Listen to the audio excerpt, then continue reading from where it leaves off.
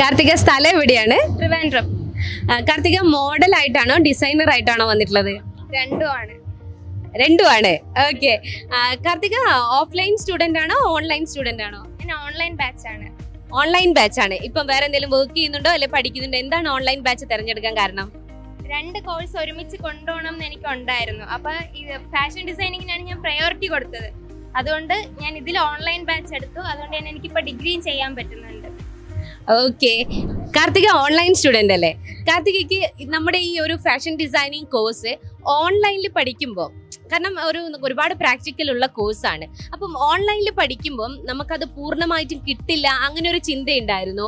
ഈ കോഴ്സിന് ചേരുമ്പോൾ നോർമലി നമുക്ക് അങ്ങനെ ഒരു ഡൗട്ടൊക്കെ വരും. അപ്പോൾ ഇപ്പോൾ ക്ലാസ്സിൽ ഇരിക്കുമ്പോൾ നിങ്ങൾക്ക് പ്രാക്ടിക്കൽ ആയിട്ടുള്ള കാര്യങ്ങൾ എങ്ങനെയാണ് അതിൻ്റെതായ ഫുൾ 100% നിങ്ങൾക്ക് കിട്ടുന്നുണ്ടോ? അങ്ങനെയുള്ള കാര്യങ്ങൾ, അതായത് നിങ്ങളുടെ മിക്കവർക്കും ഓൺലൈൻ കോഴ്സ് എന്ന് പറയുമ്പോൾ ഈ ഓൺലൈൻ കോഴ്സിലൂടെ എങ്ങനെ നമ്മൾ ഇതൊക്കെ പഠിച്ചെടുക്കുന്ന ഒരു ടെൻഷൻ ഉണ്ടാവും. ആ ഒരു ഓൺലൈൻ രീതി, GITD ഓൺലൈൻ കോഴ്സിന്റെ ഒരു രീതിയെ കുറിച്ചൊന്ന് പറയാമോ? ഓക്കെ, ഞാൻ ഓൺലൈൻ ആയിട്ട് തന്നെ പഠിക്കണം എന്ന് പറഞ്ഞിട്ടാണ് GITD തിരഞ്ഞെടുത്തത്.